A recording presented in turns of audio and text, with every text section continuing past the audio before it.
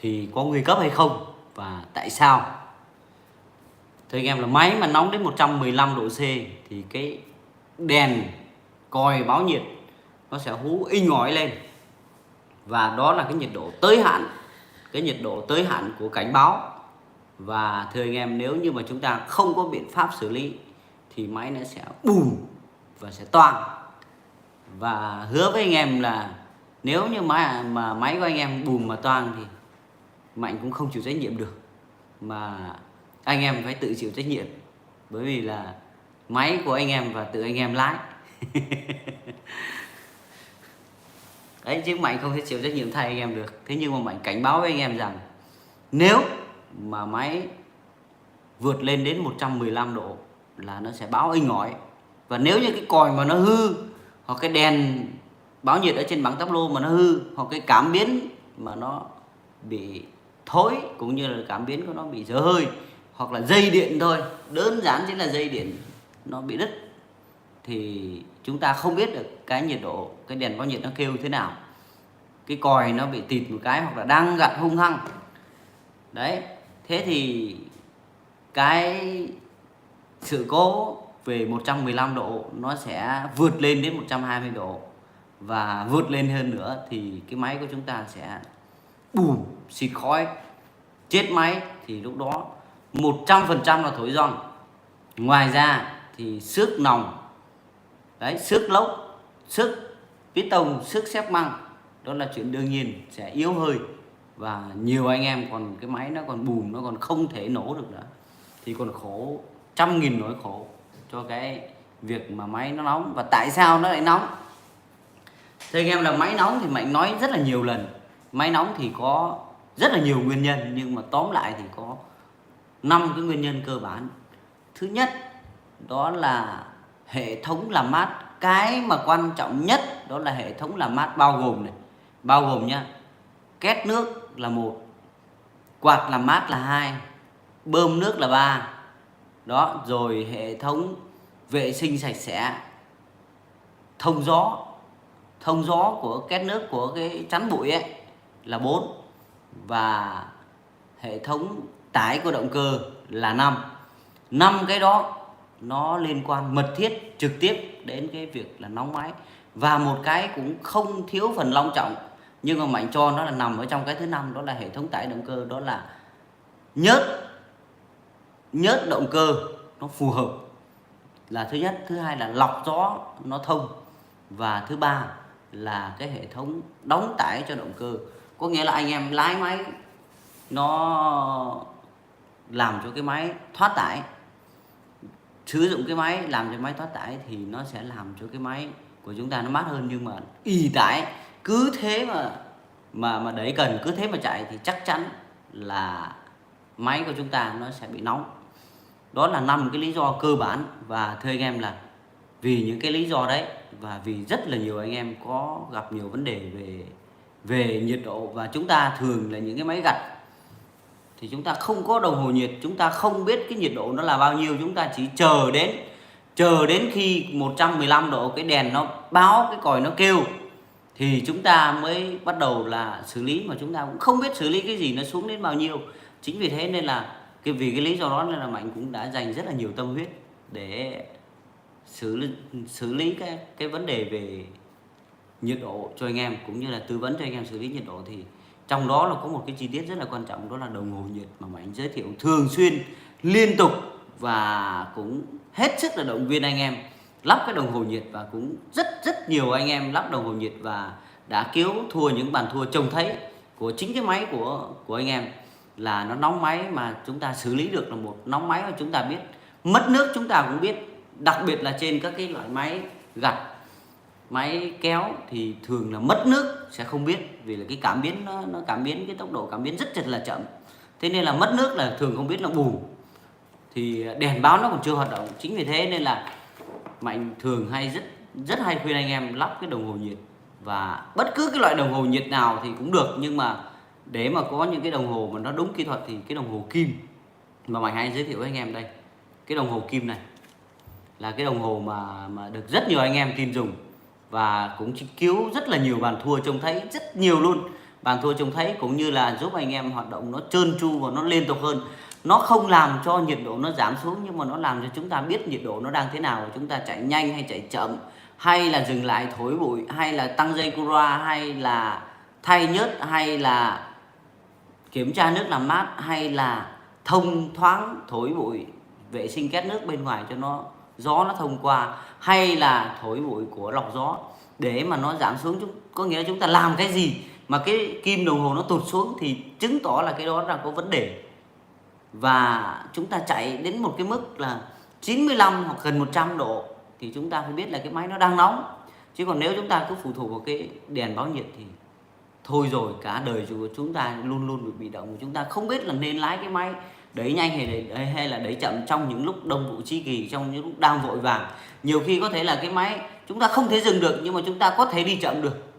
Chúng ta không thể là dừng lại để chúng ta làm những thứ vô ích hoặc là những thứ theo cảm giác để mà mất thời gian của chúng ta khi mà đông vụ chí kỳ đang cần gặt vội, chạy mưa chạy gió chạy bão.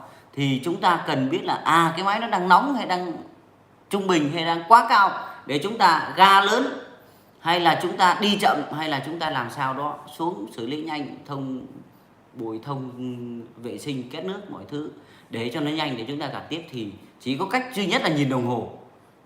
Chính vì thế nên là những cái máy cày ấy, nó sẽ có gần như bất cứ một cái máy cày, máy kéo nào nó cũng có đồng hồ. Bởi vì sao? Máy cày, máy kéo người ta lắp đồng hồ bởi vì nó làm ở dưới nước, dưới bùn. Chính vì thế bùn nó bịt rất là nhiều nên là nhiệt độ nó tăng đột ngột rất là cao. Chính vì thế người ta sẽ lắp trên cái bảng táp lô, nó sẽ có một cái đồng hồ giống như thế này, cái kim đồng hồ giống như thế này. Và tất nhiên là nên dùng đồng hồ bằng kim nhé, thì chúng ta nhìn quan sát nó sẽ trực quan hơn là đồng hồ bằng số nó nhảy loạn lên thì chúng ta khó kiểm soát. Thế bằng kim cứ lên đến cái vạch đấy là chúng ta biết là cái máy của chúng ta liên tục làm một cái vạch nhất định, tự nhiên nó vọt lên thì chứng tỏ là cái máy của chúng ta nó đang bị nóng. Thì chúng ta vệ sinh thông gió cho nó, ít nhất là như thế, thổi bụi thông gió cho nó để gió nó đi qua tốt thì nó sẽ làm mát tốt. Đó là một cái sản phẩm, mà cái sản phẩm này thưa anh em là rất nhiều anh em rồi, quá nhiều người mua cái sản phẩm này để lắp và rất là tin dùng nó. Và thưa anh em là có đầy đủ co cút này, hướng dẫn sử dụng trong đây này, rồi kể cả là quấn băng tan mạnh cũng quấn rồi này, băng keo non này, rồi dây thít cũng có, tai bắt cũng có, đầy đủ, không thiếu một thứ gì. Chỉ cần lắp theo sơ đồ hoặc là lắp theo video hướng dẫn của Mạnh trên YouTube là cách lắp đồng hồ báo nhiệt KTM là anh em sẽ thấy. Và ngoài ra thì một cái sản phẩm nữa đó là cái hộp cầu chì sơ cua.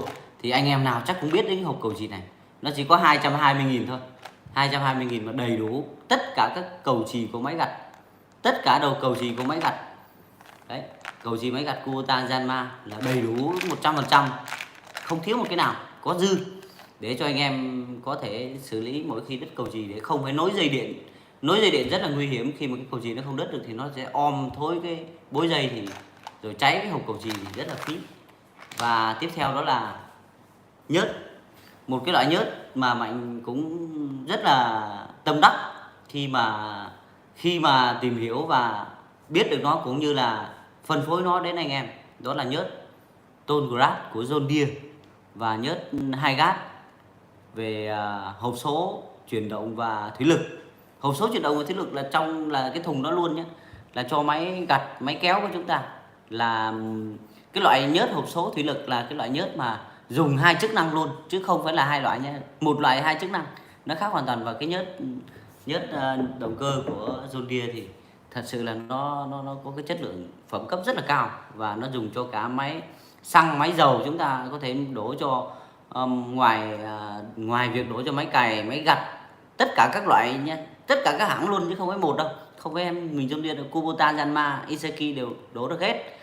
Rồi đổ cho động cơ ô tô, đổ cho xe máy đều được. Và gia đình Mạnh thì dùng tất cả 100% cái nhớt này, thay cho xe đủ các loại, và máy móc của cả đội anh em của công ty đều dùng cái nhớt này, dùng rất là sung sướng. Và nhiều anh em cũng đã rất là mạnh dạn đổ cái nhớt này và đánh giá rất là cao khi mà chạy nó êm hơn, nó nuột hơn, và thấy nó cái tiếng nổ nó rất là giòn và nó thoát tải hơn, và đặc biệt là nó mát máy hơn so với các cái loại nhớt bình thường của anh em. Thì Mạnh nghĩ rằng là đó là những cái sản phẩm và nó giúp ích được cho anh em. Và hy vọng rằng anh em sẽ biết đến những cái sản phẩm này, hoặc chia sẻ những cái video của Mạnh, giúp Mạnh chia sẻ video đến nhiều anh em khác, giúp cho anh em khác có được những cái sản phẩm hữu ích hơn, và luôn luôn làm cho cái máy hoạt động xuôi xoát, và làm sao đó để máy khỏe thì người mới khỏe. Và đầu video xin phép chúc anh em người khỏe, máy khỏe, làm việc vui vẻ và đạt năng suất cao. Nếu như anh em nào quan tâm đến những cái sản phẩm này, đồng hồ này, cầu chì này, rồi nhớt động cơ, nhớt thủy lực, những cái thật sự là những cái sản phẩm nhớt có những phẩm cấp rất là cao, rất là xịn. Và thưa anh em hãy rất yên tâm về những cái nguồn gốc xuất xứ cũng như là chất lượng sản phẩm về nhớt. Đặc biệt về nhớt là Mạnh là một người kỹ thuật nên là mình rất quan tâm, cực kỳ quan tâm và để ý đến nhớt. Dầu nhớt là bớt chân tay, dầu nhớt là nó quyết định đến cả một cái chất lượng của cái sản phẩm máy móc, nên là không thể và không bao giờ đồng ý cho những anh em mà có những cái tâm lý bán những cái loại dầu nhớt không có nguồn gốc xuất xứ, cũng như là không được kiểm định, không được tự tay mình test, thì sẽ không đảm bảo cho anh em, không đảm bảo cho cái tài sản mấy trăm triệu của anh em, thì đó là một cái tội rất là lớn. Chính vì thế nên là những cái sản phẩm này Mạnh hiện tại là chỉ có nhớt động cơ này thì chỉ có hai loại là 5 lít và 20 lít, không có thùng 10 lít John Deere nhé. Còn nhớt thủy lực thì chỉ đang có thùng 20 lít thôi. Đó là hãng John Deere họ nhập về Việt Nam chỉ có vậy, thì Mạnh có bán vậy thôi, cung cấp đến anh em vậy. Và hy vọng anh em sẽ cũng sở hữu được những cái này và dùng nó để tăng cái công suất cũng như là làm cho cái máy của chúng ta mát mẻ và nó đạt được cái tải tốt nhất để làm cho cùng với anh em để sinh ra cái công việc nó xuôi xoát hơn. Và Mạnh xin phép một chút thời gian để nói vậy thôi. Và nếu anh em quan tâm thì hãy truy cập website kỹ thuật máy.vn đây ạ. Hãy truy cập website kỹ thuật máy.vn để biết được các cái giá cả về dầu nhớt, về dầu nhớt này, về các cái chi tiết sản phẩm của KTM kỹ thuật máy, về cầu chì rồi đèn báo nhiệt, đồng hồ báo nhiệt. Hoặc là có thể gọi cho Mạnh qua số điện thoại 0904 987 558, đó là số điện thoại Zalo và cũng là Facebook, hoặc là 0398 490 986 thì cũng là Zalo, Facebook, nhưng Zalo thì nó hơi đầy ở cái số đấy rồi. Thì hy vọng là anh em sẽ sở hữu được những cái sản phẩm như thế để chạy máy cho nó ngon lành. Rồi quay lại câu chuyện ngày hôm nay. Cảm ơn anh em rất là nhiều, cảm ơn những anh em đã đồng hành cùng với kênh kỹ thuật máy KTM. Và chúc một lần nữa chúc cho anh em máy của anh em luôn luôn mát mẻ này, rồi máy khỏe, người khỏe. Máy có khỏe thì người mới khỏe được, chứ máy mà ốm yếu thì người có đang ngon lành cũng cảm thấy chán nản, đúng không ạ? Rồi xin chào Hiệp Đông Bắc. Hiệp Đông Bắc là một người rất là nhiệt huyết, đam mê máy và xuất hiện rất là sớm trong những buổi phát trực tiếp của Mạnh. Xin chào Nguyễn Văn Tuy. Rồi xin chào Thắng Phạm, hôm nay còn chưa thấy Thái Anh cơ. Rồi xin chào Quốc Cường Trần. Chúc anh ngày mới làm việc vui khỏe nha. Chúc ngày càng đẹp trai càng đen, chúc ngày càng đen thì hợp lý hơn anh Cường Trần ạ. Cảm ơn anh rất là nhiều. Rồi xin chào Hiệp Đông Bắc. Ông bác gần nhà có con Janma F22D, nhiệt lên hết kim sôi nước sục sục nghe hết kim sôi nước sục sục kinh lắm, khiếp lắm. Rồi kinh khủng, phải có những cái sự điều chỉnh, khuyên đâu mới đi bạn nhá. Rồi xin chào Khang Nguyễn. Rồi chúc cả gia đình cảm ơn anh Khang Nguyễn rất là nhiều, cảm ơn anh rất là nhiều. Hiệp Đông Bắc, máy em dù có nóng đến mấy cũng chỉ qua một tí tẹo, làm cả ngày cũng bình thường như thế. Đúng, cái máy nó phải như thế. Thật ra là cái máy cày ấy, mọi người cái đồng hồ nhiệt của máy cày nó sẽ có một cái khoảng vạch trắng, sau nó bên trên là nó khoảng vạch đỏ. Nếu như mà chúng ta thấy nó qua ở giữa hoặc là quá nửa vạch trắng thì nhiệt độ chắc chắn nó đang khoảng đâu đó 85-90 độ rồi, chứ nó không bình ở 6-70 độ đâu. 6-70 độ nó chỉ có 1-2 vạch thôi, còn lên đến một nửa là 85-90 độ. Nhưng mà cái nhiệt độ 85-90 độ thì máy nó làm việc nó mới đẹp. máy nó làm việc nó mới ngon lành. Nó là một cái nhiệt độ gọi là nhiệt độ hoạt động tiêu chuẩn để sinh ra cái công suất tốt nhất cho động cơ. Đó, 85 độ, 90 độ thì hoàn toàn là bình thường, chứ không phải là, đừng có thấy là nhiệt độ 85 90 là cao, mà nó loanh quanh từ này 75 cho đến 95 là cái nhiệt độ gọi là tiêu chuẩn hoạt động mà sinh ra cái công suất cũng như là cái độ ổn định của máy tốt nhất, và cái chỉ số tiêu hao nhiên liệu ở cái nhiệt độ đó nó cũng cao, rồi cái độ bền của máy cái nhiệt độ nó cũng cao. Còn nhiệt độ càng thấp ấy, máy nó thì nó lại càng không bền mấy nhé. Rồi chốt khiệp Đông Bắc là luôn luôn giữ được phong độ cả người lẫn máy. Rồi, xin chào Thắng Phạm. Cách nào nhận biết bơm thủy lực 4508 còn tốt khi mua bơm?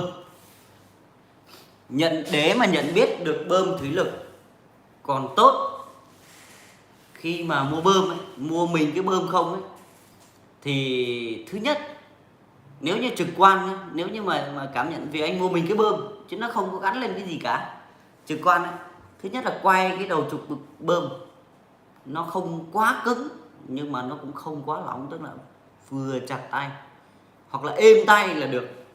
Nhưng mà khi quay như thế, bịt cái đầu hút lại, bịt cái cổ hút thì bao giờ cũng to hơn là cái cổ xả nhé anh em. Cái đường hút ấy bao giờ nó cũng cao hơn cái đường xả, đường bơm nhé.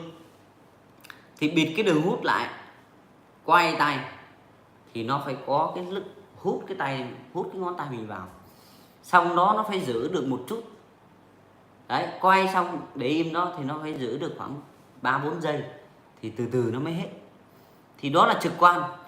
Còn nếu như mà muốn kiểm tra cẩn thận hơn nữa thì có thể đổ nhớt vào phía cổ xả hoặc cổ hút để đó xem bao nhiêu lâu thì nhớt nó giọt xuống phía dưới. Nó phải lâu, nó phải cỡ 10-15 giây thì bắt đầu nhớt nó mới chảy xuống phía dưới, có nghĩa là từ đường trên xuống đường dưới.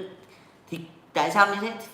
Phải có như thế thì cái hệ thống cơ khí bánh răng bơm nhớt nó mới kín, chứ không vừa đổ trên xuống dưới nó đã chảy tọt hết đi rồi. Mà nhớt thì thường mọi người sẽ hiểu là nhớt nó sẽ đặc, nhớt nó sẽ có cái độ sánh thì nó càng khó chảy ở trong các môi trường, trong các cái mối ghép cơ khí mà nó tương đối chính xác. Càng chính xác bao nhiêu thì nó càng chảy chậm bấy nhiêu. Thế thì càng chảy chậm bấy nhiêu thì càng chính xác bao nhiêu, và càng chính xác bao nhiêu thì bơm nó càng ngon bấy nhiêu. Và đó cũng chỉ là một số các cái cách ngoại quan thôi. Còn ngoài ra độ đẹp, nhìn vào cái cổ hút này xem là chúng ta sẽ thấy được các cái chân răng, bánh răng, rồi độ đẹp, độ lắc của cái trục là chúng ta phải kiểm tra cho kỹ.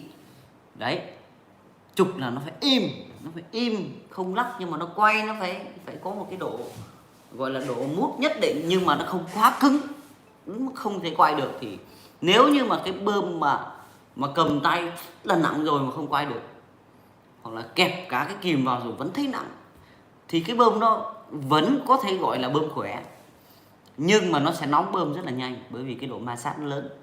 Rồi nó nóng bơm nhanh thì mọi người biết rồi đấy, nó ép mạnh, nó nóng nhanh, nó bơm tốt trong một cái thời gian ngắn, và nó sẽ nóng lên, và nó sẽ xước đi, và nó sẽ lỏng đi, thì lúc đó bơm của chúng ta nó sẽ xuống cấp rất là nhanh. Thì thường bạn cho anh em biết là thường những cái bơm gọi là bơm tàu ấy, thì nó sẽ nặng về lắp ngày đầu, ngày 2, vài ngày đầu chạy ngon lắm, nổ máy lên một cái là nó bơm phà luôn, nó lên ầm luôn.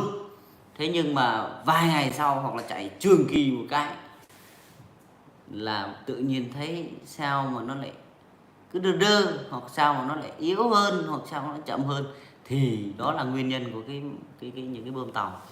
Nhưng mà lúc đầu thử nó rất là cứng luôn, cứng đét thì cũng không đến mức như thế, nhưng mà cứng đấy.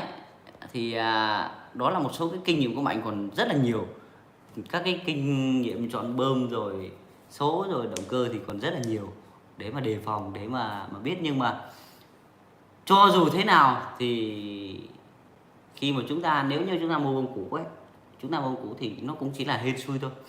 Chúng ta xem thì chúng ta chỉ xem được 60-70% vậy thôi, còn 20-30% còn lại hoặc 35% còn lại là tại số. Đấy số nhé. Còn nói một cách chính xác thì để mà biết bơm nó còn ngon hay không thì cứ phải là cân thì mới biết được. Chứ còn nói cho dù có xịn đến nào, đến cỡ nào đi chăng nữa thì nó cũng chỉ là hên xui mà thôi. Hên xui mất khoảng 20-30%. Chứ tất nhiên là không đến hết đâu, nhưng mà nhiều cao thủ lắm, nhiều cao thủ độ chế lắm. Nhiều cao thủ độ chế, nhiều chiêu trò. Chính vì thế nên là về kỹ thuật thì nó muôn vàn nên là không thể biết hết được. Đấy, chính vì thế nên là anh em khi mà chọn thì tất nhiên là theo quan điểm cá nhân của Mạnh thì biết được 60-70% đã là quá ngon rồi. Đã là rất tuyệt vời rồi. Thì đó là câu hỏi của bạn Thắng Phạm. Và xin chào Tuấn Trần, xin chào Thái Anh. Đây là Thái Anh. Hiệp Đông Bắc mỗi lần đi làm về em đều lấy súng xịt hơi về xịt tấm chắn bụi cái nước. Đúng rồi, đó là một cái sự quan tâm đến máy. Bạn thấy nhiều anh em có những cái sự quan tâm đến cái tài sản, cái công cụ dụng cụ tạo ra tiền của anh em một cách quá hời hợt, nhưng mà lại quan tâm đến cái xe máy, rồi quan tâm đến cái vườn, cái nhà ở, rồi quan tâm đến cái đồ chơi hoặc điện thoại thì rất là kỹ. Đó là một cái sự sai lầm rất lớn trong cuộc sống, trong cái câu chuyện là làm giàu, hoặc là trong cái câu chuyện sản xuất đấy, tạo ra thu nhập. Vậy thì cái nhà ở của chúng ta ở làm sao nó đơn giản thôi, nó đủ sống, nó sạch sẽ, nó thơm tho, nó mát mẻ là được. Không cần phải quá đẹp, không cần phải quá to, cũng không cần phải hoành tráng, không cần phải nay sắm cái này mai sắm cái kia, bởi vì đó là những cái thứ tiêu sản. Nó chỉ để ở thôi. Tất nhiên là ở thoải mái thì con người nó mới vui được, nhưng mà ở mà phải tiêu quá nhiều tiền cho nó, hoặc là quá nhiều thời gian cho nó, thì cái đó nó tiêu sản cực kỳ lớn. Đặc biệt là cái nhà. Cái nhà chúng ta không bán đi được, cái đất đó chúng ta không bán đi được. Đấy, chúng ta cũng cuối cùng cũng chỉ có thể là thế chấp để lấy vay tiền ngân hàng. Nhưng vay tiền ngân hàng thì ngân hàng nó càng thích. Bởi vì sao? Bởi vì vay tiền ngân hàng thì cái nhà nó của ngân hàng mà. Nếu như mà chúng ta lớn ngớ rồi tiền lãi của chúng ta trả cho ngân hàng, đó là điều đương nhiên, chúng ta nuôi ngân hàng. Rồi cái xe của chúng ta cũng vậy, nó cũng tiêu sản. Tất nhiên là nó giúp chúng ta đi lại, nhưng mà mọi người hãy định vị lại xem, không có cái xe này thì cái xe khác, xe xấu xe đẹp không ai để ý đến mình, cứ đi đến đó an toàn là được, đúng giờ là được. Rồi những cái ví dụ như là tranh ảnh, rồi nay sắm cái này, mai cái tranh kia, kia cái tivi khác, ngày kia lại có cái nồi nướng, ngày kia lại có cái bếp từ, sau đó lại mua thấy cái âm ly ngon, cái loa đẹp, cái loa hay. Chúng ta sắm những cái thứ đó mình cho là tất nhiên là nó là những cái sở thích thú vui, nhưng mà nó là những thứ tiêu sản. Những thứ tiêu sản thì chúng ta phải hạn chế tối đa trong cái công cuộc làm ăn của chúng ta. Rồi chúng ta hãy quan tâm nhiều đến những cái công cụ dụng cụ tạo ra tiền cho cái công việc của chúng ta, phục vụ cái công việc sản xuất kinh doanh của chúng ta, phục vụ cái công việc làm ra tiền của chúng ta. Đó là cái máy cày, máy kéo, máy cấy, máy gặt mà chúng ta đang có đấy, cũng như là sức khỏe của chúng ta thì chúng ta phải quan tâm nhiều hơn. Uống rượu ít thôi đấy, rồi ngủ, nếu như tranh thủ thì ngủ sớm lên một tí, xong rồi dậy sớm một tí thì nó sẽ khỏe hơn. Đừng có rượu chè nhiều, đó là quan tâm đến sức khỏe. Rồi máy móc cũng cần phải khỏe, sạch sẽ. Như bạn Hiệp Đông Bắc nói là về cho dù mình có vội vàng, anh em hẹn đi uống rượu thì từ từ đã, rửa cái máy, phải xịt cái đã, kiểm tra nhớt nhau, rồi xem cái chỗ nào nó chưa ổn điều chỉnh, từ từ khoan đã. Bởi vì uống vào rồi tiêu sản, vừa tốn tiền thuốc, vừa tốn tiền rượu, vừa mất thời gian. Tất nhiên là vui, nhưng mà nó cũng là một thứ để chúng ta, những anh em đang ngồi đây nghe Mạnh nói là những người làm kinh tế, bản thân Mạnh cũng là người làm kinh tế, thì phải xác định những cái thứ gì là tiêu sản, những cái gì là tài sản, Đấy, tài sản của chúng ta là cái gì? Là những thứ mà chúng ta nó càng hoạt động nhiều nó càng sinh ra tiền. Rồi có thể là những cái thứ nó để không nó cũng sinh ra tiền, đó mới là tài sản. Còn những thứ mà chúng ta càng dùng càng phải đổ tiền vào cho nó và nó không thu được cái gì thì đó mới là tiêu sản. Và nếu như cái máy của chúng ta mà chúng ta không quan tâm đến nó, để nó hỏng hóc quá nhiều, rồi phải sửa chữa quá nhiều, rồi làm không được ra nhiều tiền, thì cái máy tự nhiên đang là tài sản cũng biến thành tiêu sản luôn. Chính vì thế anh em phải xác định rõ ràng, và tài sản thì cần được nâng niu và cần được chăm sóc để nó phát triển tốt hơn và nó tạo ra tiền tốt hơn. Thì Mạnh thì đôi khi là hơi quá lời về bởi vì mỗi anh em sẽ có mỗi cái cách làm ăn khác nhau, nhưng mà về cơ bản qua những cái kinh nghiệm đổ vỡ, qua những cái thời gian mà làm ăn không được cái gì, không ra cái gì, không ra đâu với đâu, và những cái ngành nghề của Mạnh đi qua nhiều ngành nghề thì Mạnh thấy nó là như thế.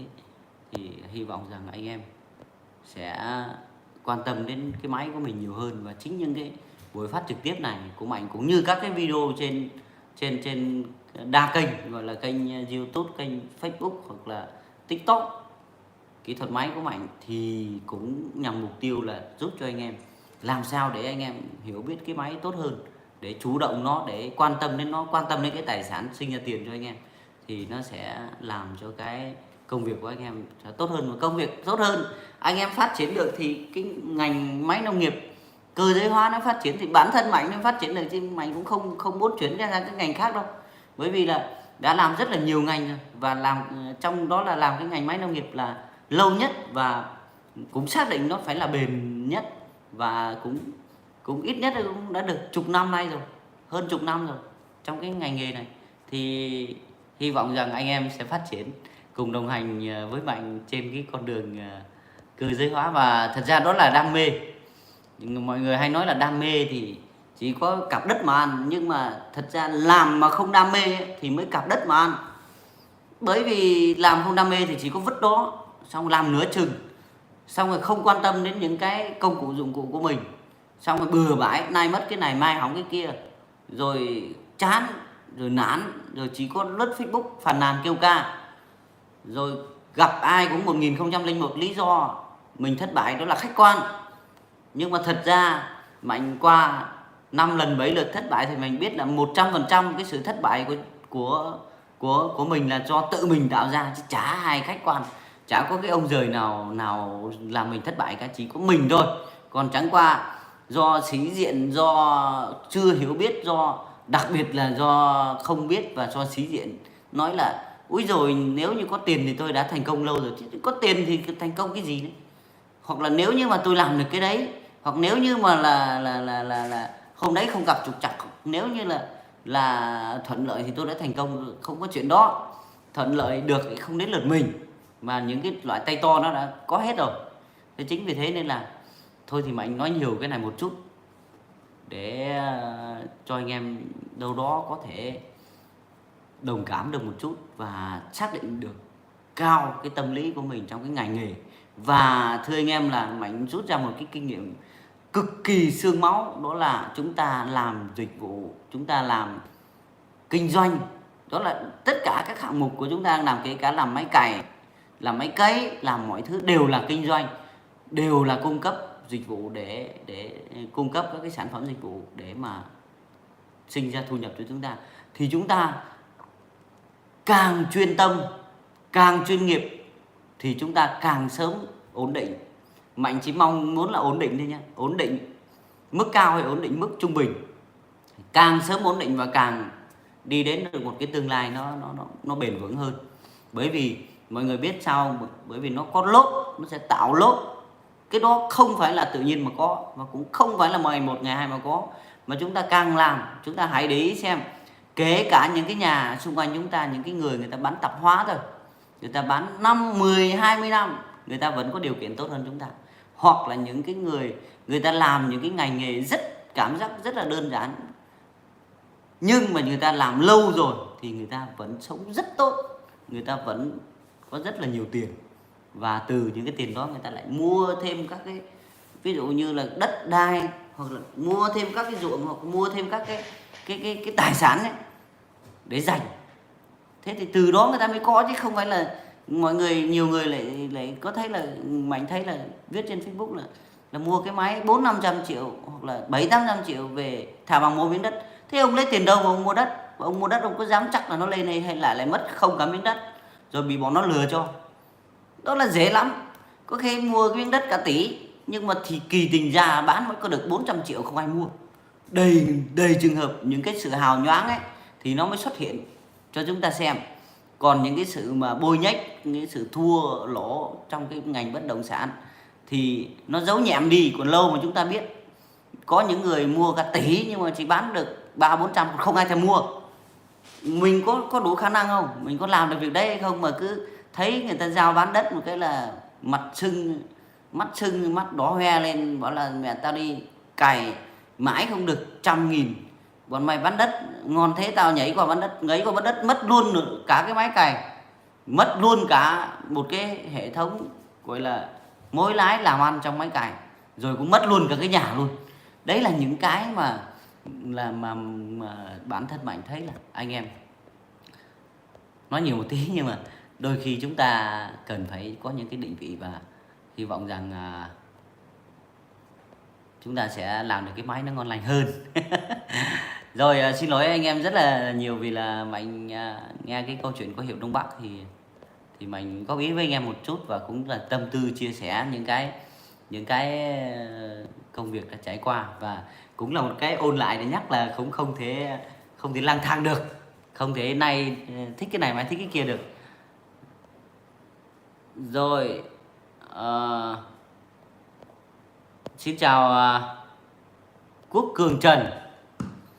Anh Mạnh ơi cho em hỏi, thay bi đạn bơm nước máy cày 5018 có nên dùng que hàn cánh quạt bơm nước cho kết dính vào đầu cốt đạn được không? Quốc Cường ơi, nếu như mà bạn ép vào rồi ấy, thì nếu như mà bạn mà ép vào vì cái nó là hình côn, cái đó nó là côn, và ép nó sẽ rất là chắc, nó sẽ, Mạnh nói nha, là nó rất là chắc. Thế nhưng cái đó nó không xoay được đâu, có muốn nó ra nó cũng khó ra, nên là Mạnh nghĩ là không cần thiết khi mà ép vào. Còn nếu cảm thấy nó nóng thì có thể hàn cho nó một nhát thì cũng không vấn đề gì, thì càng chắc ăn. Nhưng mà có một điều mà anh em phải hết sức chú ý khi mà thay bi của bơm nước của máy cày máy gặt ấy, thì trước khi ép cái cánh quạt ra nhá, mà Mạnh đã làm một cái video rồi về cái lưu ý khi mà thay bơm nước của máy gặt máy cày. Khi mà ép cái cánh quạt ra ấy, thì trước khi ép ra thì bạn phải đo cái khoảng cách giữa cái cánh quạt và cái chân bơm và cái thân mặt bơm, cái khoảng cách giữa các cái cái cánh quạt đấy với thân mặt bơm đấy, từng lá một đo kiểm để biết được cái độ cân bằng của nó, và đặc biệt là cái khoảng cách từ nó đến mặt bơm. Để xong khi mà ép vào thì bạn phải đo luôn cái khoảng cách đó, tránh trường hợp là nó thụt quá sâu, cái cánh quạt nó thụt quá sâu thì nó bơm nó cũng không có chất lượng, nó không tốt được, bơm nước lên nó không mạnh được. Đó là thứ hai là cánh quạt nó quá nhô cao thì khi chúng ta lắp vào nó sẽ bị kẹt vào cái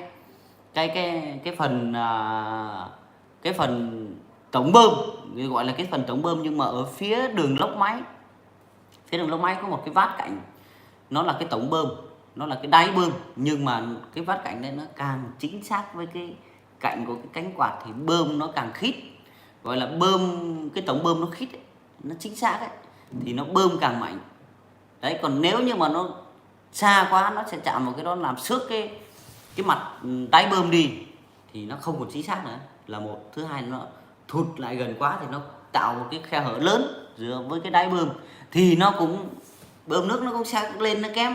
Thế thì chính vì thế nên là rất nhiều anh em, chứ không phải là một vài người đâu, là sau khi mà đưa ra cái tiệm làm bơm nước, cái tiệm làm bơm nước thì mọi người biết rồi, chưa chắc những cái người đấy đã hiểu cái bơm nước nó hoạt động thế nào, chỉ biết là truyền nhau dạy nhau cách ép thay cắt, ép thay bi đóng nhanh lắm, chỉ trong vòng 1 phút 30 giây là xong. Thế nhưng mà cái bơm nước nó có bơm được hay không thì thầy kệ nhà mày, thầy kệ nhà ông lắp. Và cái ông lắp xong rồi có mát hay không thì cũng thầy kệ cái máy, đúng không ạ? Chính vì thế cái máy sau khi thay bơm nước, nhiều trường hợp nó lại nóng hơn, và chúng ta mà không để ý thì nó toang rất là nhanh. Để ý là để ý cái gì? Cái kết cấu nguyên bản của cái bơm nước nó cách cái mặt bao nhiêu, nó kích thước bao nhiêu. Và thưa anh em là đã làm cơ khí, đã làm kỹ thuật thì chúng ta luôn luôn suy nghĩ một cái trong đầu là kích thước này có hợp lý hay không. Mọi thứ trên thế giới đều được đo, kể cả khoảng cách từ quả đất đến mặt trăng, hoặc cả đất đến trung tâm của vũ trụ hoặc dải ngân hà. Vũ trụ thì không biết trung tâm đâu, nhưng trung tâm của dải ngân hà của chúng ta đều được đo hết. Nên là mọi thứ phải có kích thước, thì càng chính xác thì kích thước phải càng quan tâm. Đấy, thế nên là bạn nhá, dành cho những ai mà có quan tâm đến việc là thay bi cánh quạt của bơm nước thì hãy hết sức chú ý về kích thước nguyên zin của nó khi mà chúng ta tháo ra. Rồi, và đó là cái câu hỏi của bạn Quốc Cường Trần về việc thay cánh quạt, thay bi của bơm nước. Và xin chào Nam Bùi, xin chào Nguyễn Dũng, xin chào Hiệp Đông Bắc. Tại sao máy cày đi càng nhanh nhiệt lại lên, đi chậm lại xuống anh? Cái câu này của bạn, nếu như mà bạn hỏi cái câu này, mà bạn hỏi câu này thì bạn chia thành hai trường hợp nha. Một là bạn làm dưới ruộng, làm dưới ruộng đi càng nhanh nhiệt nó càng lên, thì đương nhiên đó là đi nhanh thì tải nó cao, đúng không ạ? Đi dưới ruộng, làm dưới ruộng mà xoay sới hoặc là trang hoặc là lồng cây bừa sới làm việc thì đi nhanh thì tải cao thì lên nhiệt nhanh, điều đương nhiên đó. Nhưng mà Mạnh đoán là bạn sẽ không hỏi ở cái trường hợp này ở dưới ruộng, vì là cái trường hợp ở dưới ruộng thì nó quá đơn giản, ai cũng biết. Nhưng mà ý của bạn Mạnh hiểu là bạn hỏi là đi trên đường, đi càng nhanh thì nhiệt nó lại lên nhanh. Tất nhiên đi trên đường thì đi nhanh với đi chậm thì nó cũng không khác nhau nhiều về tải. Nói thế cho nó công tâm, là đi nhanh hay đi chậm thì nó cũng không quá khác nhau về tải nhá. Đối với cái máy cày mà đi trên đường thì chả khác gì muỗi cắn inox. Thật sự là như vậy. Nếu nó không kéo cái gì, hoặc là không có cái tải gì nhiều, hoặc nó không phải kéo một cái móc rất là nặng, thì đi không trên đường thì nó chả khác gì muỗi cắn inox. Đi chậm hay đi nhanh giống nhau thôi về tải. Nên là chúng ta không thể lấy tải ra để nói là tải nặng đi nhanh, tải nặng nó nóng, không phải. Mà ý của Hiệp Đông Bắc ở đây Mạnh đoán nó là đi nhanh ở chế độ bình thường cũng như đi chậm ở chế độ bình thường trên đường. Mà đi nhanh thì gió vào nhiều mà nó lại nóng máy, đúng không ạ? Còn đi chậm gió từ bên ngoài vào ít thì nó lại mát. Thì cái này nó tùy vào máy, không phải là máy nào cũng như vậy.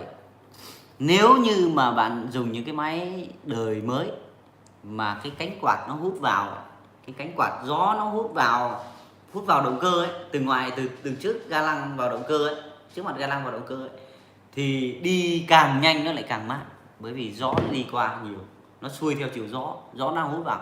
Còn nếu như bạn dùng các cái loại máy như L1, đặc biệt là dòng L1, thì người ta làm cái cánh quạt thổi ra mặt ga lăng, thổi về đường trước, nên là càng đi nhanh thì cái độ cản gió nó càng nhiều, gió xoáy, lốc xoáy ở cái mặt ga lăng nó càng nhiều, nó làm cho cái gió nó gần như là nó không chui qua cái nước được để nó vào động cơ được, vì là quạt thổi ra mạnh, đi nhanh đấy, gió thổi vào nhiều, thế là gió nó không đi qua cái két nước được nhiều.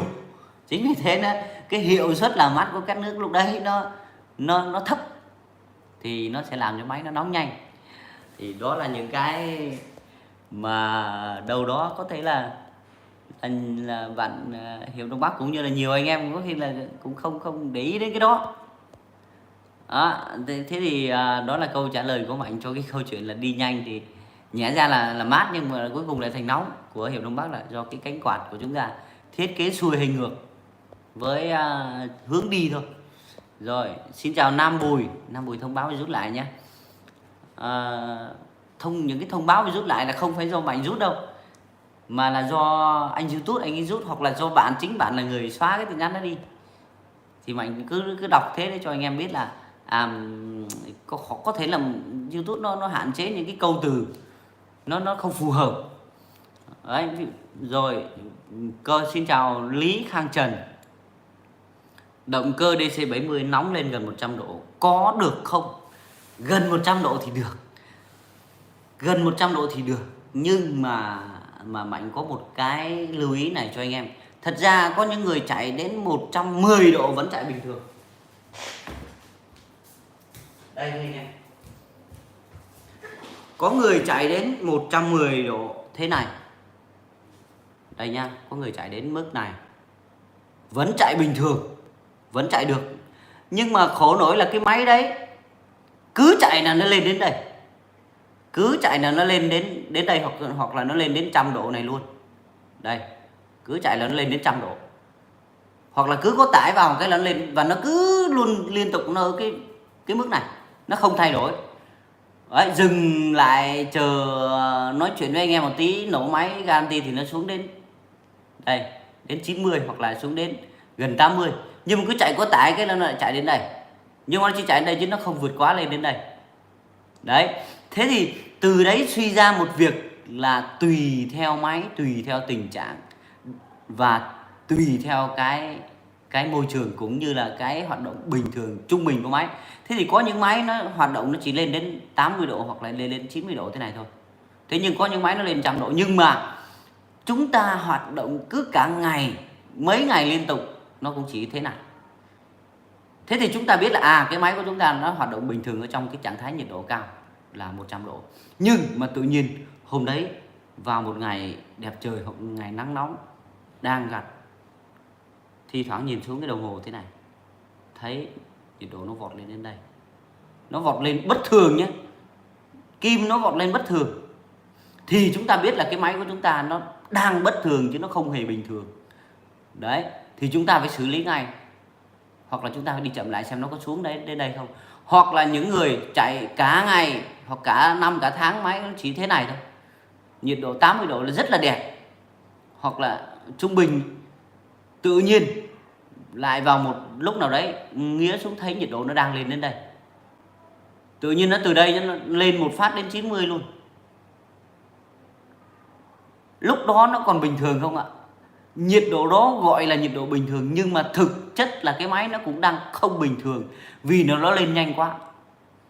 Bảo là cả ngày, có khi cả tháng chúng ta hoạt động nó cũng chỉ lên đến đây, cả mùa đâu đó, nhưng tự nhiên cái hôm đấy tự nhiên là thấy nó vọt lên đây, thì cái máy của chúng ta đang bị không bình thường. Có thể là đất nước nhẹ, hoặc là có thể là dây quạt gió có vấn đề, có thể nó đang bưng bít hết kín hết rồi, hoặc là có thể một cái vấn đề nào đấy thiếu nhớt, hoặc là bị sao kim nhiệt nó lên nhanh thế. Tất nhiên là trong cái phạm vi này nó rất là bình thường, nhưng mà nó lên quá, có nghĩa là nó sai khác với trường hợp bình thường.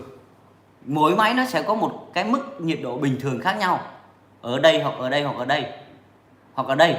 Nhưng mà chúng ta nên lưu ý là cái kim này, chính vì thế nên là cái việc chúng ta dùng đồng hồ kim mà tiêu chuẩn thế giới người ta cho đến bây giờ phát triển đến số rồi, số hóa rồi, công nghệ rồi, nhưng mà người ta vẫn phải dùng kim. Và kim này cũng bằng điện thôi, cho nó nhanh, cảm biến cho nó nhanh, để người ta nhìn trực quan đấy nó dễ. Và mọi người nhắc anh em một điều là chúng ta, nếu như chúng ta là những người chủ máy, chúng ta quan tâm đến máy, thì chúng ta có đồng hồ nhiệt là chúng ta biết là cái máy của tôi thường xuyên hoạt động với cái tình trạng này thì nó là thế này. Và ai mà lên lái máy thì nhớ là xem, nhìn cái kim nhiệt, nếu vọt lên đến đây là chậm lại ngay cho tôi cái, hoặc là xử lý ngay, thì cái máy của chúng ta không bao giờ lo nóng máy. Thưa anh em là như thế. Ví dụ như nó đang chạy 80 nó lên đến 100 thì có trời sập xuống thì chúng ta không chạy, bởi vì là chúng ta cố mà chạy là trời nó không sập nhưng máy nó sẽ chết, máy nó sẽ chết nó sẽ xịt khói đấy. Còn luôn luôn ở 100 thì chúng ta cứ chạy, Nhưng mà tự nhiên nó từ 80 nó vọt lên 100 thì trời có sập đất có lở thì phải từ từ đã, bởi vì là phải chậm lại đã xem có xuống không. Nếu xuống thì chúng ta chạy từ từ, chúng ta đi và vẫn chạy được. Nhưng mà nếu nó lại càng lên thì thôi tắt, xem tình hình thế nào, hoặc nhảy xuống xem tình hình thế nào. Đó là cái cách mà chúng ta làm máy, nó không tốn nhiều thời gian đâu, nó chỉ là quan tâm thôi, và nó chỉ là cái cách vận hành của từng người thôi. Thì thưa với bạn Lý Khang Trần là nóng lên gần 100 thì vẫn chạy được, nhưng mà trước đó nó ở mức nào nó mới là quan trọng, thông thường nó ở mức nào. Thì qua giải thích của Mạnh thì hy vọng bạn sẽ có những cái nhìn nhận để xử lý cái máy của bạn trong các cái trường hợp cụ thể nó tốt hơn nhé.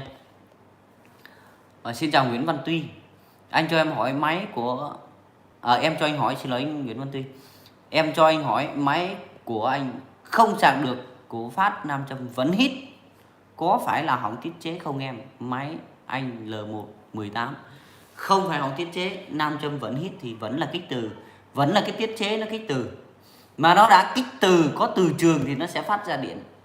Còn nó không nạp được là do cái dây to của củ phát nó đang không chạy đến bình ắc quy cực dương, hoặc là nó bị mo ve, hoặc nó bị đứt, hoặc nó bị lỏng cái củ phát ấy, cái dây to của củ phát ấy, thì anh phải kiểm tra lại cái dây to đấy, nó lỏng này, nó mo ve này, thì nó sẽ không, nó phát điện được đấy nhưng mà nó không nạp ra điện.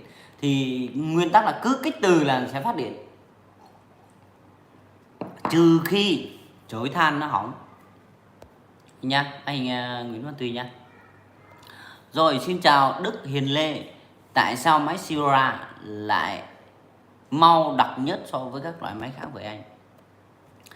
Thật ra thì đúng là máy Sierra hoặc là máy Mitsu theo Mạnh thấy ấy, là hay mau đặc nhất hơn.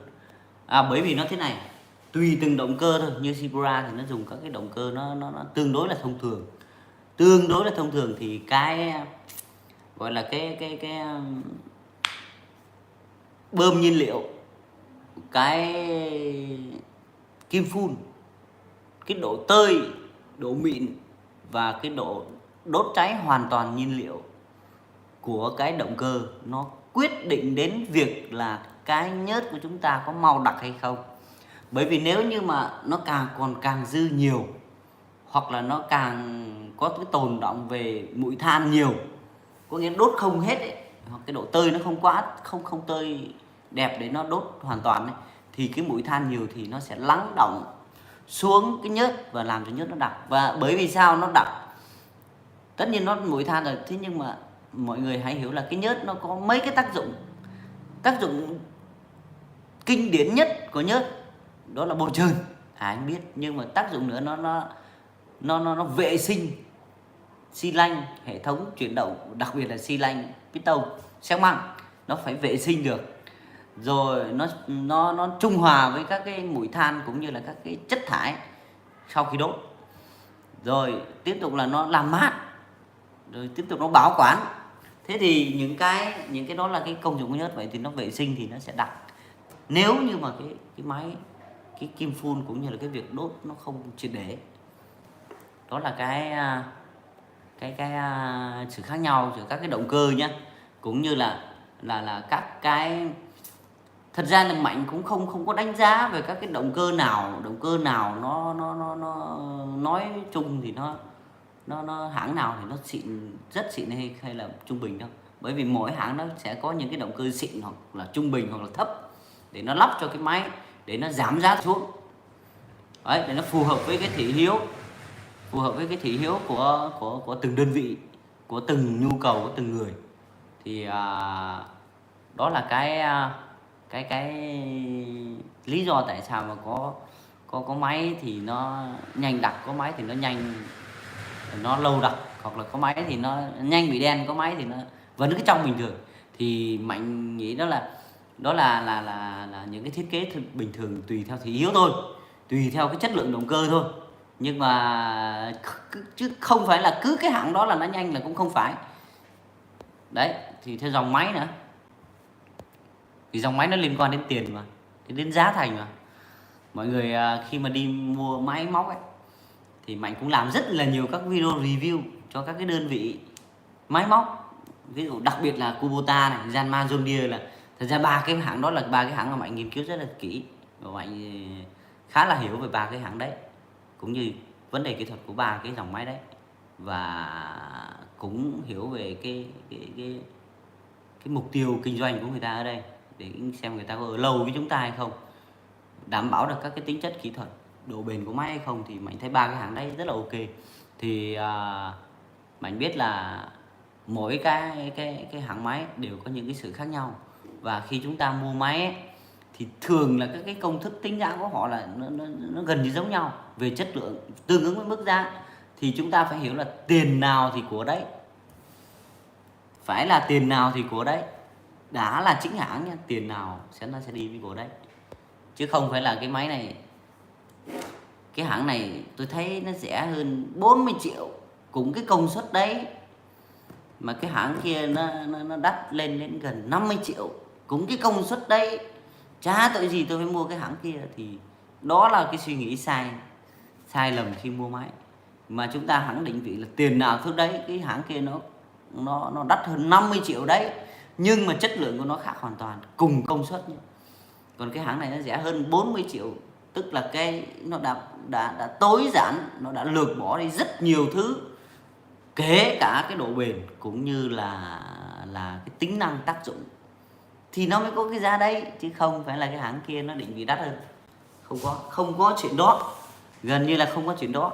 Đối với Kubota, Yanmar, John Deere thì không có chuyện đó, công thức tính giá gần như giống nhau như hết.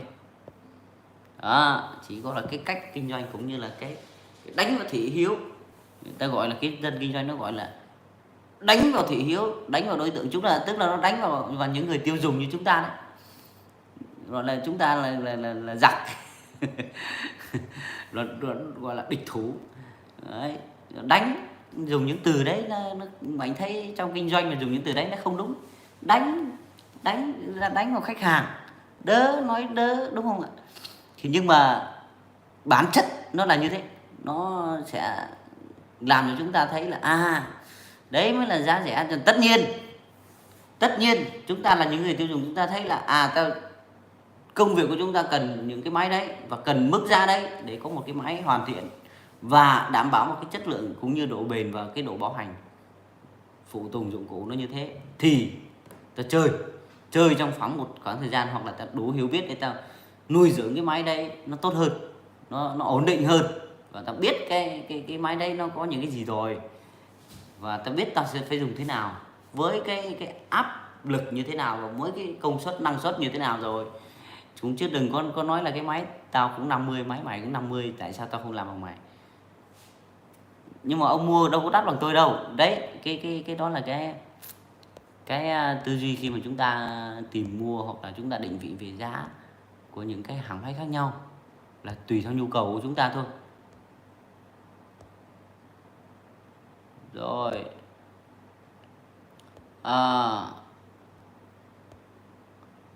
không biết là câu hỏi bị trôi. Đây Shibura rồi. Xin chào Xuân Trọng, cho em hỏi máy Mitsu làm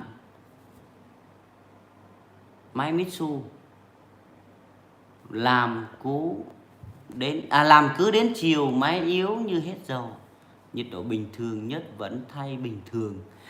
Làm cứ đến chiều là máy yếu như hết dầu, hay là cái lọc nhiên liệu của bạn có lẽ bị tắc không? Nhưng mà nhiều ngày mà cứ đến chiều thì lại cũng phải suy nghĩ lại có thể là, nhưng mà thường là có thể là đến lúc đó dầu của bạn nó đến một mức nên, thế thì bạn nên thử thế này, đến lúc đó đổ dầu nhiều vào xem nó có khác không, rồi hoặc là thay lọc dầu đi xem nó có khác không. Thì Mạnh nghĩ là nó chỉ có đến đấy thôi, chỉ có những cái loanh quanh là nhiên liệu và đường nhiên liệu thôi. Thì bạn xem thế nào nhé. Rồi, xin chào Na Hang tươi đẹp, anh cho em hỏi hộp số nóng bơm nóng lên sới chậm mà vẫn khỏe là sao anh? Hộp số nóng bơm nóng chứng tỏ là bạn đang bị quá tải, bạn đang làm việc thủy lực quá tải, có thể nâng lên quá tải, hoặc là làm những cái thứ về kích thước các thứ nó quá tải, nó luôn ở trong cái tình trạng tải cao. hoặc là kẹt van, hoặc là nặng van đấy, hoặc là nặng nông cụ, hoặc là quá tải, hoặc nâng cao quá, thì thật sự ra là nhớt nó nóng sinh ra hộp số nó nóng, thì nhiều trường hợp bị như vậy hơn.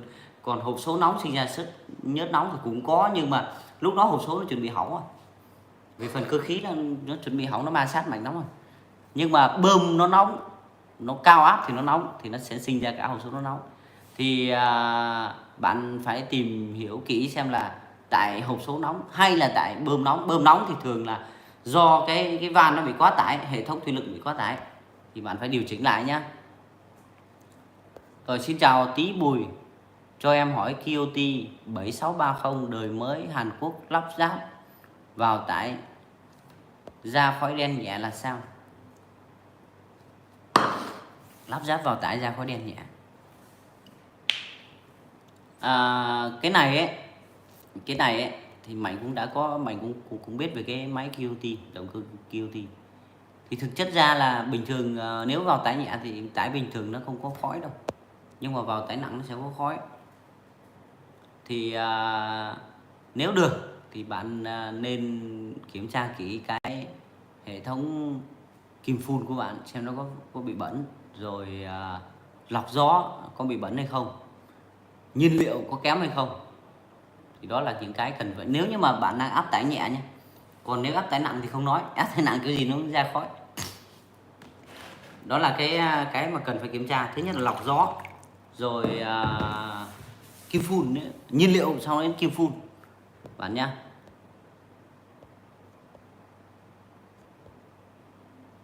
Rồi, đó là câu hỏi của đâu rồi?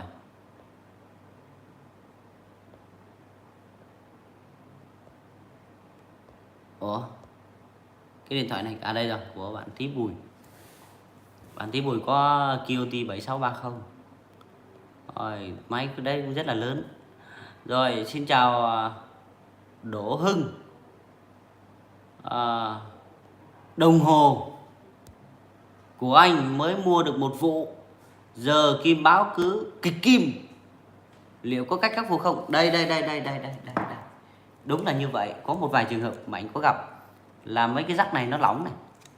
Mấy cái rắc này do Mạnh lắp, cái rắc nó lỏng đây, cái rắc chân rắc này nó lỏng, và cái này nó lỏng. Bạn giúp Mạnh, bạn lấy cái kìm mó nhọn, bạn vặn cái này chặt lại, vệ sinh cái chân này, vặn này chặt lại là ok bạn nhá. Đấy, chỉ có thế thôi. Còn chưa có bất cứ một cái đồng hồ nào nó xảy ra vấn đề hỏng bên trong cả, trừ khi ngập nước. Còn bên mặt đường trước này là nó chống nước rồi nhá, nó có dòng chống nước đấy, trừ khi cả cái đồng hồ này bị ngập nước thôi thì nó mới hỏng thôi.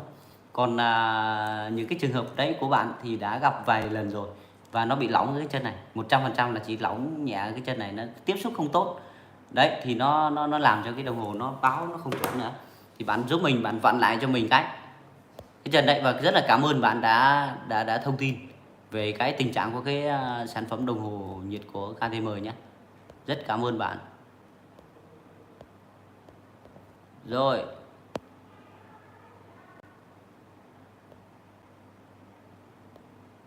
đâu rồi? Rồi, xin chào Hiệp Đông Bắc, con cảm biến nhiệt độ nước làm mát, nếu lắp vừa vào máy có thể thay thế cho nhau được không anh? Mỗi cảm biến mỗi khác à anh? Thường là thay thế cho nhau được bạn nhé. Thường là cái chỉ số của cảm biến nó giống nhau. Rồi, xin chào Trường Lô, máy cày Kubota L122 có lắp đồng hồ nhiệt được không? Lắp được bạn nhá, lắp ok. Xin chào Thanh Bằng, Nguyễn Thanh Bằng. Rồi, xin chào Hiệp Đông Bắc, nhốt URT có hàng giả không anh? Đầy giấy tràn lan. Rồi, xin chào Nam Lê. Xin chào Thành Toàn Lê. Nhớt có dịp không anh? Nhớt có dịp là sao? Có ship không? Có ship toàn quốc.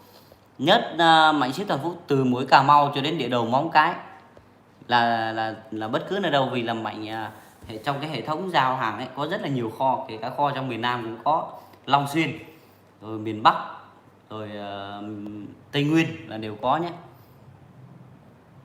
Rồi, xin chào Jenny, xin chào Thanh Bằng Nguyễn. Chú Mạnh cho anh hỏi tại sao máy có turbo, máy có bình tích khí, máy thì không có là sao? Tùy theo công suất turbo anh ạ. Nếu như người ta tính cái công suất turbo mà nó chuẩn đấy, mà nó chuẩn đấy, không có chuẩn mà nó vừa và nhỏ thì người ta không cần bình tích nữa, vì nó đâu có thừa để nó tích đâu ạ. Nhưng mà công suất turbo lớn để tăng mạnh cái lượng gió vào thì người ta cần bình tích anh nhé.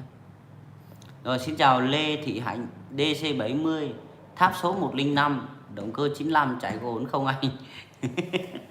Câu hỏi này thì chắc là không cần phải trả lời. Nó chạy kinh khủng. Nó chạy đấy. Nó chạy ầm ầm nó rất là dễ toang con máy. Rồi, rất là dễ toang hệ thống công tắc vì nó nặng quá, nó chạy kinh khủng quá. Rồi, xin chào Phạm Tuyên. Mình có mua một con John Deere 5045D trong miền Nam, chạy trên đường không tải mà máy cũng rất nóng, két nước mới xúc, nhớt và lọc động cơ mới thay, tư vấn giúp mình với. Cái này bạn cần phải kiểm tra bơm nước xem có bơm tốt hay không, và kiểm tra luôn cái van hàng nhiệt xem là nó có bị kẹt hay không bạn nhé. Rồi, cái máy của bạn chắc chắn là một cái máy cũ và đã dùng rất là lâu rồi, thì bạn phải kiểm tra những cái đó: bơm nước này, van hàng nhiệt này, rồi bên ngoài cái nước thông gió làm mát. Thì ba cái đó là bạn phải kiểm tra kỹ thì mới giải quyết được cái vụ này của bạn. Mà nhớ là xem cái kim nhiệt ấy, xem nó có lên cao không, lên cao bao nhiêu. Nếu cao nửa vạch hoặc 2/3 vạch trắng thì không vấn đề gì. Bởi vì nhiều khi chúng ta cảm nhận những cái độ nóng, trừ khi nóng quá mà thấy nước nó phồn ra bình nước phụ nhiều, nó sôi ấy, thì đúng là nóng thật. Còn cảm nhận mà không nhìn kim đồng hồ thì gần như khó lắm. Rồi, Nông Thắng anh ơi, máy em Iseki 3700 đi phai lên 70 có nóng quá rồi không? Thứ tiết là quá đẹp, cực đẹp luôn. Xin chào anh Nguyễn Văn Thuận 72. Xin chào Trường Nguyễn. Anh ơi cho em hỏi chút, động cơ Yanmar với Kubota đều 50 giờ đầu thay dầu lần đầu tiên được không ạ?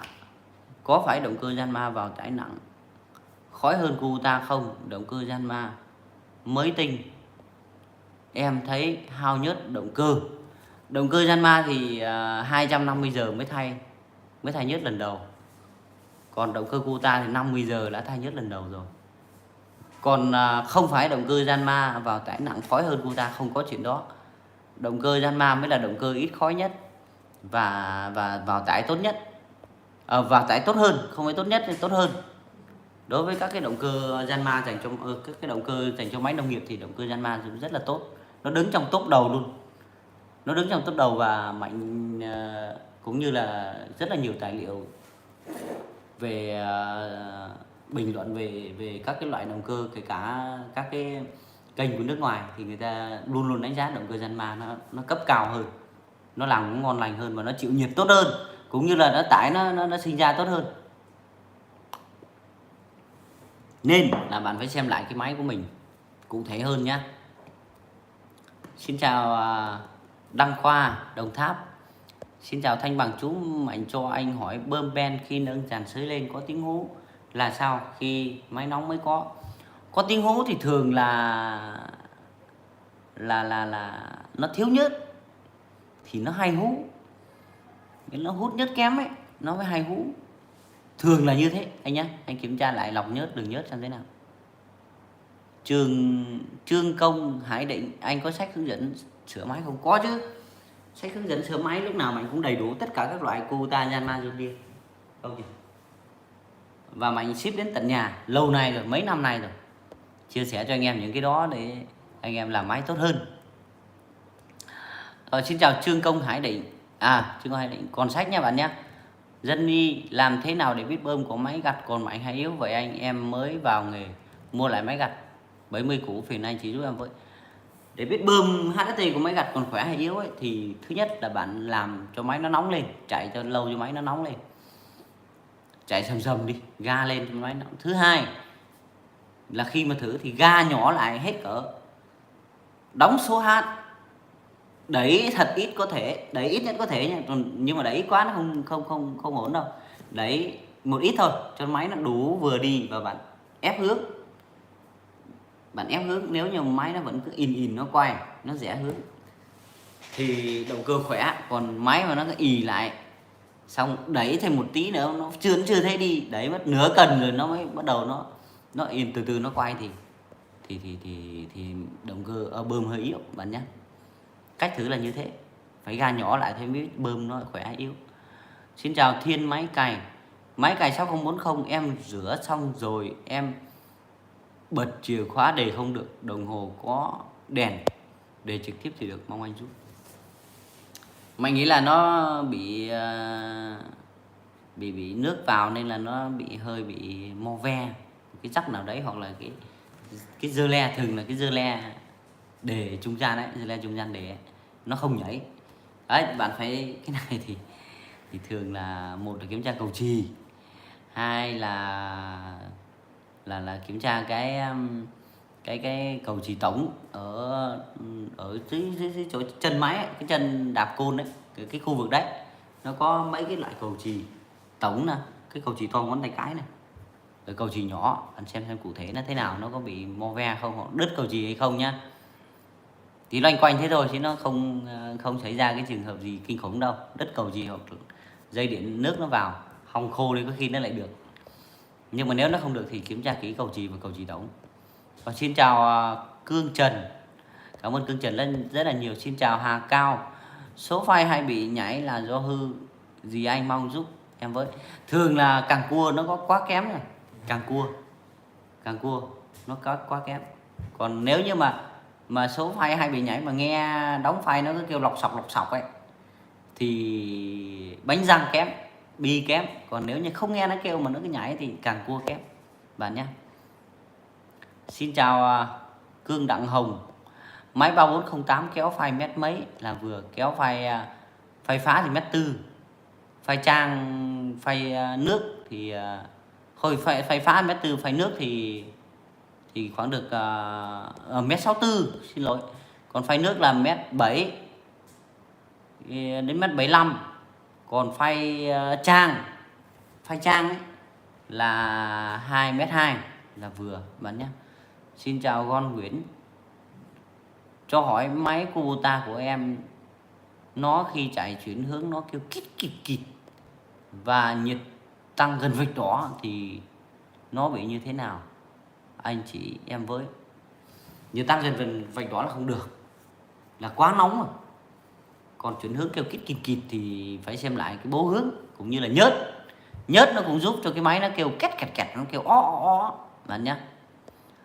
Xin chào Thần Thoại Tây Du Ký, xin chào Cường Trần. Kubota 32 kéo chảo 5 có cân bằng máy không? Chảo rộng 52, chảo rộng 52 thì quá rộng, chảo 52 là quá rộng. Cái của bạn chỉ chảo 48 là đẹp, 48 này là chảo chế đây bạn nhé. Xin chào Đồng Nguyễn Văn, máy em thay kim báo nhiệt thì nó báo lớn hơn kim cũ có sao không? Thì cứ định vị, thật ra cái kim báo nhiệt ấy, cứ định vị một mức. Nếu như mà chạy, nếu mà bạn chạy lâu mà bạn sẽ thấy nó ở nằm một mức, tự nhiên nó vạch nó lên là quá, chứ nó cũng không, đừng có quá quan trọng nó nằm ở đâu đâu. Nhưng mà nó là bao nhiêu, nhưng mà có vấn đề thì mới cần biết nó là bao nhiêu. Nhưng mà nếu nó trung bình thì cứ thế vạch nó lại, nó không đến mức là phải về đó bạn nhé. Rồi Thắng CV, sao máy em nổ lên nâng file để cứ được lúc là nó giật rung máy vậy anh, tầm 2 phút nó giật một lần. Khóa cái van dưới cái ngồi lại, nếu như mà máy mà nó vẫn như thế thì là piston gioăng hộp rùa, xi lanh hộp rùa của bạn nó kém. Còn nếu như khóa van lại nó không bị gì thì van kém, van bị lọt nhớt bạn nhé. Xin chào Tài Nguyễn, anh ơi vậy hộp số sờ tay vào ấm là được đúng không? Đúng rồi, không những ấm mà chạy lâu nó còn nóng, không sờ được tay, cảm giác như chỉ sờ một tí xong rút ra ngay, nóng thì vẫn còn được. Rồi câu hỏi cuối cùng của bạn Chi Muôn, chào anh, em đang chuẩn bị mua máy cày mà em thấy ở chỗ người ta toàn dùng Kubota em phân vân con GD 5045 với con 5018 quá. Hai con này nó có những cái sự khác biệt nhau rất là lớn, và mục đích của bạn là gì thì nó mới là quan trọng. Mục đích của bạn mua máy là làm cho các cái vùng đất gì, công việc gì, hoa màu gì, chiếm cái ưu thế lớn của bạn trong cái công việc sau khi dùng máy ấy, thì nó mới là quan trọng. Chính vì thế bạn có thể nói cổ rõ hơn, hoặc là có thể gọi điện vào số điện thoại của bên Cánh Đồng Vàng 0343 528 789 thì được tư vấn kỹ hơn, hoặc là có thể nhắn tin Zalo hoặc gọi cho Mạnh 0904 987 558, bởi vì nó còn nói chuyện nó rất là dài bạn nhé, thì mới ra được cái nhu cầu của mình được. Rồi, đó là câu hỏi cuối cùng của bạn Chi Moon. Có câu hỏi nữa, có Nhâm Hữu thông báo là đã nhận được dầu rồi. Rồi, cảm ơn anh Nhâm Hữu rất là nhiều vì đã tin tưởng những cái sản phẩm của Mạnh KTM. Dầu nhớt rồi đồng hồ nhiệt rồi cầu chì, rất nhiều anh em dùng. Rồi, xin chào Phượng Lê. Rồi, xin chào Phượng Lê. Mùa gặt này có những lúc đồng hồ báo nhiệt có lúc lên hết cỡ, có ảnh hưởng gì không hả chú Mạnh? Ui dồi ôi, thế thì kinh khủng lắm. Không được đâu, không thể được, rất là nguy hiểm luôn, không thể để cho nó lên hết cỡ được bạn nhá. Rồi, xin chào Mạnh sẽ đọc những người mà đã bình luận rồi nhưng mà Mạnh chưa thấy trả lời được. Đó là BSB này, Nhâm Hữu này,